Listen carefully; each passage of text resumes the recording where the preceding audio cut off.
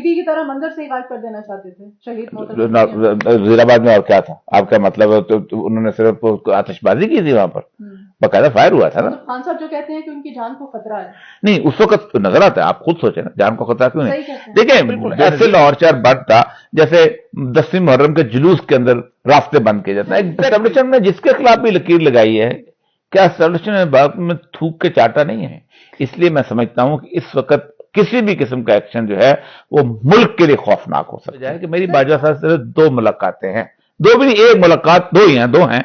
एक उन्होंने मुझे खुद बुलाया था कि उनका उस वक्त हुआ था कि तहरीक लब्बैक ने बहुत बड़ा जबरदस्त किस्म का एक फतवा दे दिया था कि जो गन मैन है अपने अफसरों को मार दे। ये बड़े सब खौफजदा थे। तो मेरे एक दोस्त हैं असलम खान साहब, उनके जरिए उन्होंने राब्ता किया और असलम खान साहब के साथ ही मैं वहां गया था। और उस मुलाकात में बाजवा साहब भी के साथ एक और ब्रिगेडियर साहब भी मौजूद थे। तो बिस्मिल्लाहिर्रहमानिर्रहीम, अस्सलाम वालेकुम नाज़रीन, आप देख रहे हैं मेरा यूट्यूब चैनल और मैं हूं आपके साथ मदीहा अलमास खान। और नाज़रीन आज मेरे साथ मौजूद हैं, किसी तारुफ के मोहताज नहीं, आप काफ़ी मकबूल शख्सियत हैं, पाकिस्तान के आप नामवर जर्नलिस्ट हैं, सीनियर आप एनालिस्ट हैं। आपके जो तबसरे और तज़िये हैं ना सिर्फ मुल्की सतह पर बल्कि बैनुल अक़वामी सतह पर भी लोग इससे मुस्तफ़ीद होते हैं और आपको सुनना बहुत ही पसंद करते हैं, क्योंकि जो अंदर की खबर होती है, बड़े जानदार आपके तबसरे होते हैं, आपके तज़िये होते हैं। लोग आपसे जानना चाहते हैं कि बेसिकली मुल्क में हो क्या रहा है। आप साबिक ब्यूरोक्रेट भी हैं और ना सिर्फ मुल्की मामलात बल्कि अगर खारजा ताल्लुकात की अगर बैनुल अक़वामी सतह पर बात करें तो भी आपकी गहरी नज़र है। औरिया मकबूल जान साहब आज मेरे साथ मौजूद हैं। अस्सलाम वालेकुम सर। सर बहुत शुक्रिया आपकी कीमती वक्त के लिए, आपने मेरे चैनल के लिए टाइम निकाला। सर सबसे पहले तो जानना चाहते हैं, अभी पीटीआई का जो हालिया जलसा हुआ है, इस जलसे में लाहौर में पीडीएम ने बड़ी कोशिश की, राना सनाउल्लाह साहब ने, हमारे जो निगरान वज़ीर आला मोहसिन नकवी साहब ने, कि कंटेनर लगाए, बैरियर्स लगाए, गिरफ्तारियां की, लोगों को उठाया। उन्होंने बड़ी कोशिश की कि किस तरह से फ्लॉप हो जाए, लोग पहुंचे ना। क्या डर था इनको, ऐसा क्या खौफ है इमरान खान से? इमरान खान से क्यों इतना डर है इनको? देखिए मैं बार बार ये कह चुका हूं कि पाकिस्तान जो है इसकी तारीख को अब 2 हिस्सों में तकसीम करके पढ़ा जाएगा। एक 10 अप्रैल से पहले की तारीख है और एक 10 अप्रैल के बाद की तारीख है। 10 अप्रैल एक ऐसा इवेंट है, एक ऐसा वक्त है कि जिस वक्त ने तमाम सियासतदानों का एस्टेब्लिशमेंट को हैरान करके रख दिया।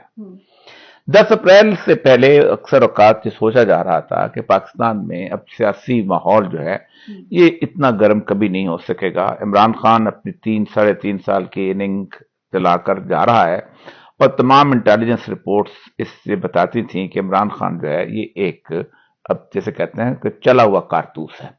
इसकी पार्टी मुकम्मल तौर पर बिखर जाएगी क्योंकि चूं चूं का मरबा ये पार्टियां बन चुकी हुई हैं और उसके बाद आगे अगर आप जाएगा तो इसके खुद भी लोगों का सामना नहीं कर सकेगा, क्योंकि लोगों ने इससे बहुत उम्मीदें वाबस्ता की थी और उम्मीदें पूरी नहीं हो सकी। ये वो गलत अंदाजा होता है कि जो हर दफा एक इंटेलिजेंस रिपोर्ट्स जो हैं वो एक किस्म की जो होती हैं वो देती हैं। ऐसी ही 16-17 इंटेलिजेंस रिपोर्ट्स जो थी, जो शाह ईरान के जमाने में लगाई गई थी कि तोदा पार्टी खत्म कर दी गई है, खमैनी वगैरह भाग गए हुए हैं, कोई कुम का कोई असर नहीं है और अब हम किसी तौर पर भी किसी इनकलाब को नहीं देख सकते। पाकिस्तान की उससे वैसे वहां रिपोर्टिंग गलत हुई, यहाँ गलत साबित। उन्होंने इनको बिल्कुल भौंकचा करके रख दिया है। देखो जिसे कहते हैं ना होश आवास। मैं भी क्योंकि एडमिनिस्ट्रेशन वक्त गुजारा, मुझे अंदाजा होता है कि इनकी बड़ी शॉर्ट साइटेडनेस होती है। ये एक प्लान जब इनका कोई तबाह होता है ना तो उस प्लान को सोचने में, दोबारा रीऑर्गेनाइज करने में, अपने आप को हवास ठीक करने में बहुत देर लग जाती है।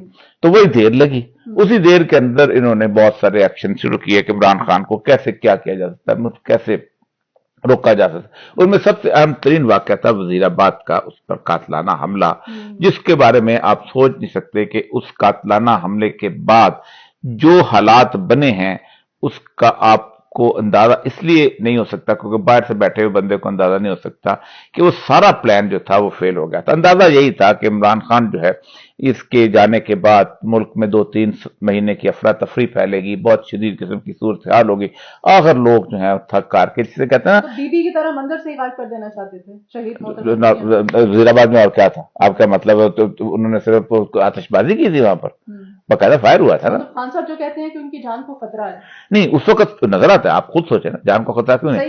دیکھیں بے نظیر کا خطرہ اور طرح کا تھا. بے نظیر کا خطرہ تھا جس کو آپ کسی نہ کسی طرح سے دیکھ سکتے ہیں کہ آپ دہشت گردی کا دھماکے تھے, پہلے میں دھماکہ ہوا تو سب کے سارے خطرے میں تھے, پورا ملک خطرے میں تھے. یہ تو سامنے آ کے مارنا والا, تو یہ تو بڑا کم ہوتا ہے, یہ اس طرح کی صورتحال بڑی کم ہوتی ہے, اور جب کہ آپ کے الیکشن کمپین میں بھی چل رہے ہوں سب کچھ. تو اس کے بعد سے ان کے یہ پورے ملک کے حالات جو ہے اس طرح کے بہت جیسے کہ جٹری صورتحال ہوئے. اس وقت یہ ہوا ہے کہ یہ جو لاہور کا جلسہ تھا, مینار پاکستان کے جلسوں کی ایک تاریخ ہے.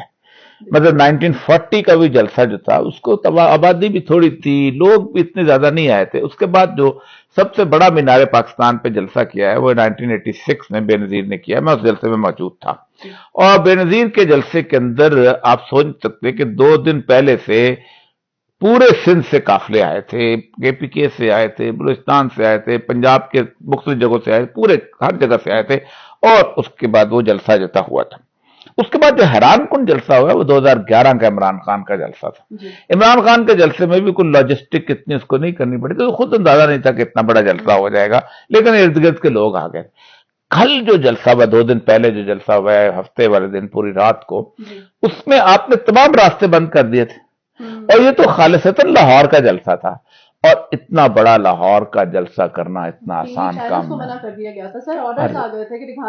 جی اتنا بڑا جلسہ جو ہے لاہور, پیورلی لاہور, مطلب آپ بالکل ایسے لاہور شہر بند تھا جیسے 10ویں محرم کے جلوس کے اندر راستے بند کیے جاتے ہیں, ایگزیکٹلی ویسے. تو سر خان صاحب کہتے ہیں کہ یہ اسٹیبلشمنٹ نے ان کے خلاف لکیر لگائی تھی, تو اب اس لکیر کو کیا آپ سمجھتے ہیں کہ جو عوام کی طاقت ہے اسے یہ ختم کر پائیں گے, ہو جائے گی؟ اسٹیبلشمنٹ نے جس کے خلاف بھی لکیر لگائی ہے, کیا اسٹیبلشمنٹ نے باپ میں تھوک کے چاٹا نہیں ہے؟ انہوں نے بے نظیر کے بارے میں لکیر لگائی تھی کہ اب یہ نہیں آئے گی, پھر ضیاء الحق چلے گئے.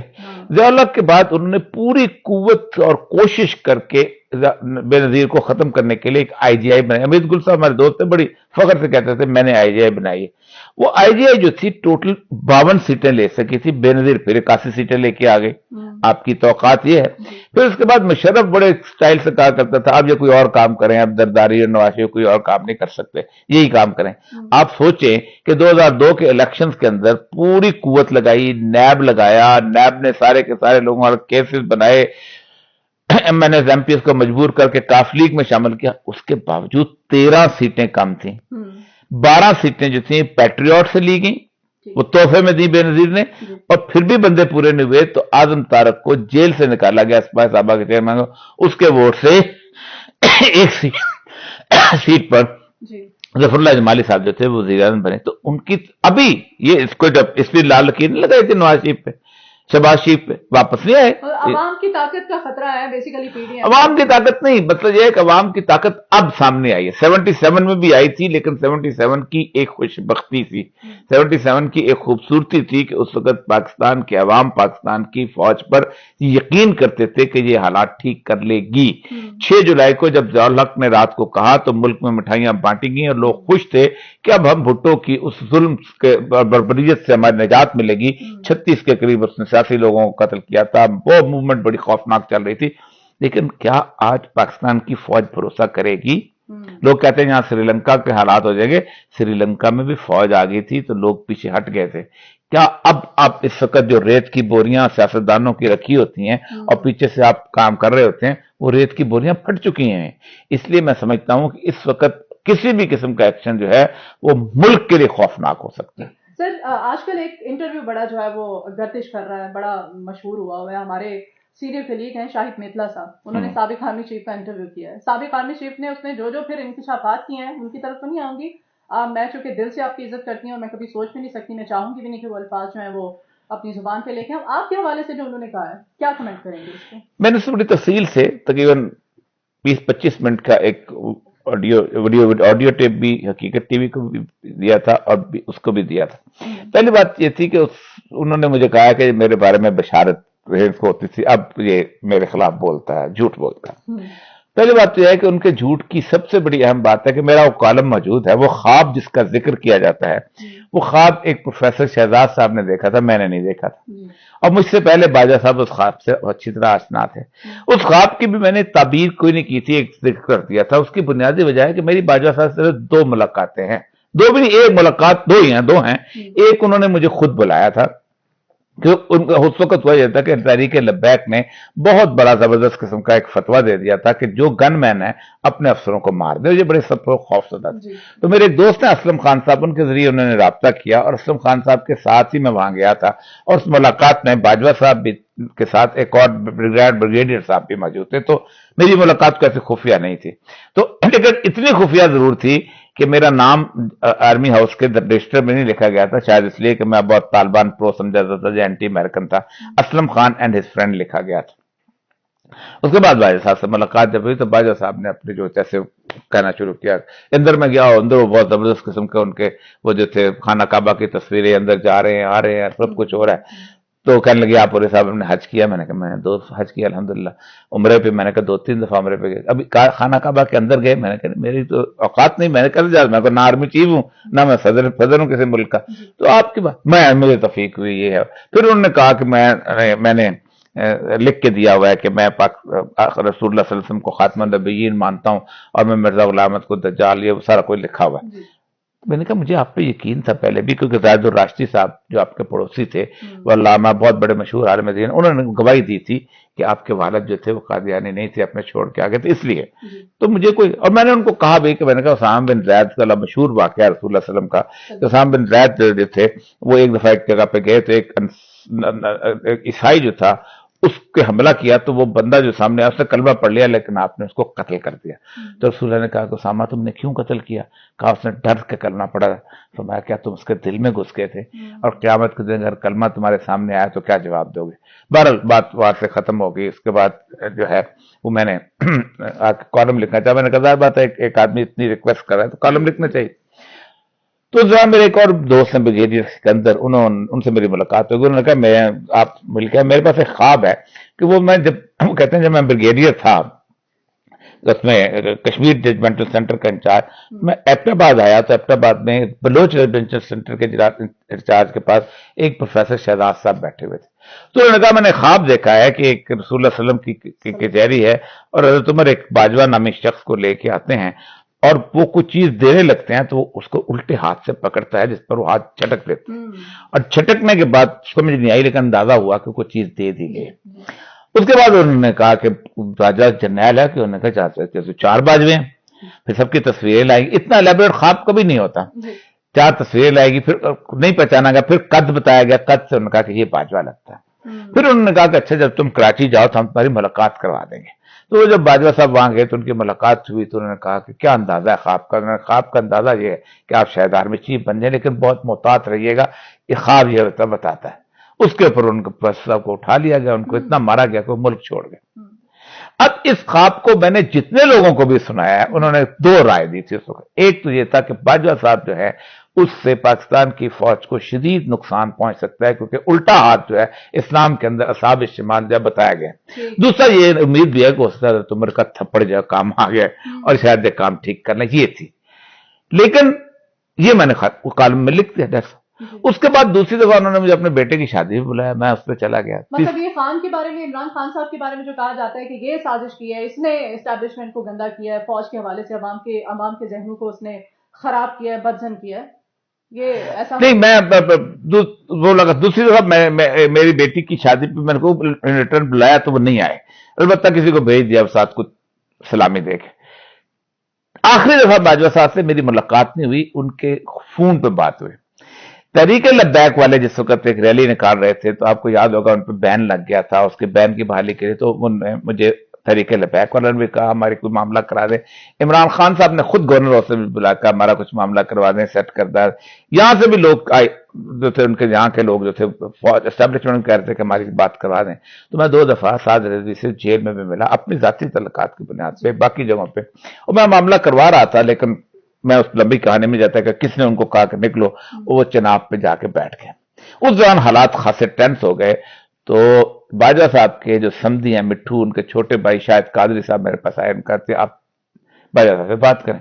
तो बाजवा साहब ने फोन पे बात की, कोई काफी लंबी बात हुई। मुझे कहा कि मैं और साहब मैं अपने वालिद की कब्र के सामने खड़ा हूं, ये राना सनाउल्लाह ने 200-250 बंदा इसमें भेजा हुआ है और ये चाहते हैं कि मेरे खिलाफ कादियानी का नारा लगा के तो मुझे जनाब वो मेरे खिलाफ। मैंने कहा बात करते हैं, मैंने बात की, लेकिन कहता आप, उन्होंने मुझे कहा कि आप वहां आ जाए पिंडी। मैंने कहा पिंडी एक दफा हो गया, काफी हो गया, अपने जाऊंगा। फिर वो मुफ्ती मुनीब साहब को याद होगा, वो गए थे और मुहावरा हो गया। ये टोटल मुलाकातें हैं। सारी मुलाकातों में उन्होंने मुझसे कुछ लेने के लिए मुझे बुलाया था, मुझे कुछ देने के लिए नहीं बुलाया था। सही। और मैंने जो दिया था वही दिया उनको। मैं देने वाला हाथ हूं, लेने वाला हाथ नहीं। अच्छा सर, इलेक्शन जो है आपको क्या लगता है कि होने जा रहे हैं, नहीं होने जा रहे? क्योंकि अब इस वक्त अवाम का सबसे बड़ा मसला यही है, अवाम समझते हैं कि शायद इलेक्शन हो तो हमें कोई एक रुख नजर आए, हमारे हालात ठीक हो, महंगाई कम हो लोगों के। देखिए, होने या नहीं होने ये तो बड़ी खौफनाक सी बात है। ना होना खौफनाक बात है, हो रहे हैं, होना चाहिए, और उसके बगैर चारा को नहीं। अगर आपने इलेक्शन ना करवाए तो यूं समझे कि आपके लिए एक बहुत खौफनाक सिनेरियो है इस मुल्क का। कोई और रास्ता ही नहीं है। अगर कोई शख्स जरा सा भी अक्ल होश रखता है, सेन रखता है, और जितनी जल्दी इलेक्शन कराएगा उतना ज्यादा मामला उसको ठीक हो जाएगा। अब तो दुनिया पूरी जो है वो कहने लग गई है कि पाकिस्तान में इलेक्शन नहीं हुए तो पाकिस्तान में एक ऐसी एनार्की आएगी कि जिसमें पाकिस्तान जो है वो शिद्दत पसंदों के हाथ जाने का खतरा है। हमारे वजीर दाखिला साहब जो हैं वो बड़ा ऐलान जंग कर रहे हैं और सरेआम कर रहे हैं। उनकी अभी हालिया जो स्टेटमेंट सामने आई है, उन्होंने कहा है कि लो जी अब तो यहाँ फिर खान नहीं है या फिर हम नहीं है। तो देखिए, ऐसी बातें जो है ना, ये होशो हवास वाला आदमी नहीं करता, और ऐसी बातें जो है इवन एस्टेब्लिशमेंट में भी बंदे लोग नहीं करते। रिजाउल हक थे ना, तो वली खान ने उनको अचानक मजाक में कहा था कि देखो कब्र एक है और मुर्दे दो, इनमें से कोई एक जाएगा, जब तुम जाओगे या भुट्टो जाएगा, ठीक है। तो उन्होंने इसका ऐलान नहीं किया था, उन्होंने खामोशी से भुट्टो साहब को कब्र में उतार दिया था। लेकिन राना सनाउल्लाह साहब ऐसा लगता है कि उनका कुछ बस नहीं चल रहा, जिसकी वजह से वो इस हद तक इस कैफियत में आए हैं। वरना नॉर्मली जिस बंदे ने थोड़ी सी भी दुश्मनदारी पाली हो ना, वो अपना इस तरह ऐलान नहीं करता, बढ़ के बढ़ कर। सुल्तान राइट टाइप फिक्रे जो है ना, इस सिर्फ फिल्मों में बोले जाते हैं। अच्छा, तो क्या फिर आप क्या समझते हैं कि इनको क्या खतरात क्या है? इमरान खान से खतरात हैं, इनको यहाँ ये खतरात है कि हम पीडीएम जो है वो आपस में टूटती हुई नजर आ रही है? देखिए, इमरान खान जो वापस आएगा ना, और कुछ नहीं तो इन लोगों के वो सारे का सारा जो उन्होंने बनाया था, नैब के केसेस वापस हुए थे, ये वो, तो वो सारा वापस आ सकता है। और ये इनको पता है कि इमरान खान जो है अब 2/3 तो कम से कम मैंने उसमें वापस आए।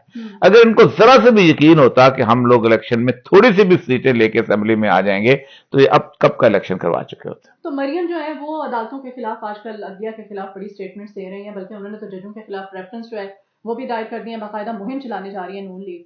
इस पे क्या कमेंट करेंगे सर? क्योंकि जो भी इदारा होता है, जो अगर कोई खान की सुनवाई होती है तो वो कहते हैं ये उसको रिलीफ दे रहा है। देखिए, पहले थे, अब अदलिया कह रहे हैं। देखिए, उनका पहले एक बयानिया था कि पाकिस्तान की फौज ने, एस्टेब्लिशमेंट ने उनको निकाला है। अब वो बयानिया फेल हो गया। अब वो कोई एक बयानिया बनाने की कोशिश में कर रही है, बन नहीं रहा उनसे। यही वजह है कि वो जजों के बारे में कहेंगे, जज भी उस जमाने के, जब आज से कई साल पहले की बात है, अभी भी थोड़ा बहुत छोटे जज, बयानिया बन नहीं रहा, और इसीलिए वो जज भी इनको कुछ ज्यादा लिफ्ट नहीं करवा रहे, वरना अब तक उनको पकड़ के उन्होंने बंद किया। तो खान साहब पे इन्होंने जो 100 से ज्यादा मुकदमा दर्ज करा दिए, उनको फंसाने की कोशिश है, खान साहब को रिलीफ मिलेगा? देखिए, ये सारे के सारे मुकदमात जो है ना, ये हमने बहुत 77 में देखे हैं।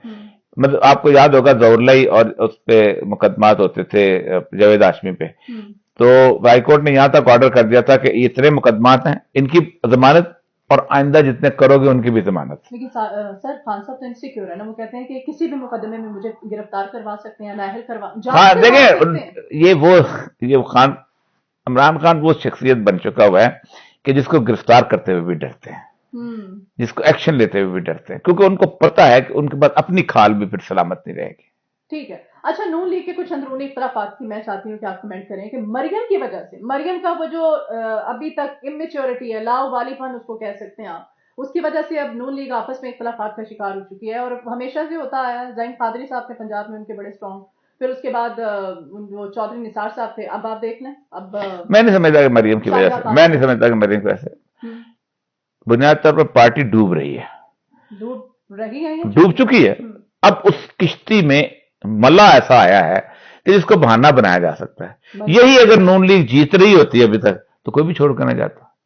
انسانوں کو پتا ہے کہ اب یہ کشتی ڈوب رہی ہے, اترو بھائی, کوئی نہ کوئی بہانہ تو لگانا ہے. تو مریم کا بہانہ ہے. ابھی یہ پتا چل جائے کہ یہ الیکشن جیتنے والے ہیں, یہ شاید خان عباسی بوسی سب آ جائیں گے. شاید خان عباسی کی اپنی ایک حیثیت کیا ہے, وہ جو سیٹ اس نے پنڈی کی ہارا تھا وہ یہاں آ کے لاہور میں اس کو انہوں نے تحفے میں دی تھی سیٹ. ٹھیک ہے, تو یہ کوئی نہیں, مفتہ اسماعیل کیا چیز ہے. تو یہ وہ لوگ ہیں کہ جن کو پتا ہے کہ ہماری آئندہ پارٹی ہی ختم ہے بھائی, یہ ٹرین ڈریل ہو گئی ہے, تو اس پہ کیا بیٹھنا. پیپلز پارٹی کے بارے میں آخر میں چاہتی ہوں آپ کمنٹ کریں کہ وہ جو کھلنائک ہے ہماری سیاست کے, زرداری صاحب, ختم. نہیں, زرداری کا رول اب ختم ہو چکا ہے. زرداری کا رول اب محدود ہو چکا ہے وہاں تک. زرداری فرینڈم پالیٹکس کا آخری آدمی تھا, اور وہ آخری اس لیے تھا کہ وہ چلاتا تھا اسٹیبلشمنٹ کی مدد سے, دوسرے تیسرے ہر چیز. اور زرداری کے اوپر تو بڑے بڑے دیکھیں نا, زرداری کے اوپر آج بھی مرتضیٰ بھٹو سے لے کے, یعنی اپنے سالے سے لے کے اپنی بیوی تک کے قتل کا الزام تو ہے, جو کہ لوگ نہ بھی بیان کریں لیکن اندر سے تو بیان کرتے ہیں. تو وہ اس طرح کی حرکتوں سے اس نے اپنی سیاست میں جگہ بنائی ہے. سندھ میں جس طرح وہ جیتتا ہے وہ بھی ایک مت ہے. عمران خان کی نااہلی بھی ہے کہ وہ سندھ میں جگہ نہیں بنا سکا, ورنہ زرداری کا پالیٹکس ختم ہو چکی ہوئی. تو بلاول کو آپ کہیں نہیں دیکھ رہے؟ نہیں, بالکل نہیں, بالکل. بلاول میں تو ابلٹی نہیں ہے, اور یہ زرداری کو بھی ریئلائز ہو چکا ہوا ہے کہ میں اس جو ہے نا اسٹف ٹوائے کے اندر میں کچھ نہیں بھر سکتا, بس اتنا ہی تھا بس. اچھا سر, آئی ایم ایف کے ساتھ ہمارا معاہدہ کیوں نہیں ہو پا رہا ہے؟ کیا اسحاق ڈار صاحب نہیں کر پا رہے ہیں؟ نہیں, آئی ایم ایف کو اپنی عزت عزیز ہے. آئی ایم ایف کو اس لیے اپنی عزت عزیز ہے کہ آئی ایم ایف جو ہے وہ پیسہ نہیں دیتا خرچ کے لیے. آئی ایم ایف کہتا ہے یہ پیسے تم رکھ لو اور آئندہ اس کی بنیاد پہ قرضہ لے لو اور اب پرانے قرضے ادا کر دو. اس کی وجہ یہ ہے کہ آئی ایم ایف ایک شیورٹی کا پیسہ ہوتا ہے, اس کو خرچ نہیں آپ کر سکتے. آئی ایم ایف کہتا ہے کہ اپنے پیسے اکٹھے کر کے دکھاؤ تاکہ میں پیسہ رکھوں, اور کل کو تمہارے پیسے ادا کرنے لگے تو میری ریپوٹیشن ختم ہو جائے گی. آئی ایم ایف کا ہوتا ہے ضمانتی پیسہ. وہ کہتا ہے اپنے بتاؤ کہ جون تک تمہارے پاس اتنے پیسے ہوں گے, تم $4 بلین 6 بلین ڈالر خرچ کر سکو گے, نہیں کر سکو گے. یہ اس کو نکال کے دکھاتے نہیں, کیونکہ نہ سعودی عرب دیتا ہے نہ کوئی اور دیتا ہے. آئی ایم ایف کہتا ہے میں ضمانت دے دوں اور میں ضامن کے طور پہ دنیا میں بدنام ہو جاؤں, اس لیے وہ نہیں کر رہا. تو اگر خان صاحب اقتدار میں آ جاتے ہیں, الیکشن ہو جاتے ہیں واقعی, آخر میں آپ سے یہ جاننا چاہتی ہوں کہ اقتدار میں آنے کے بعد جو 10 نکات انہوں نے مجھے ایک فارمولا دیا ہے, اس سے وہ ہماری معیشت کو, اس ڈوبتی ہوئی کشتی کو کنارے پہ لے آئیں گے؟ پاکستان ہے نا, اس کی جو معیشت کے حالات ایسے ہیں کہ اس سے بہت سیریس کام کرنا پڑے گا, اور اگر خان صاحب نے سیریس کام نہ کیا تو بڑا غلط ہو جائے گا. ان کو بہت سیریس کام کرنا پڑے گا. بہت شکریہ سر, تھینک یو سو مچ.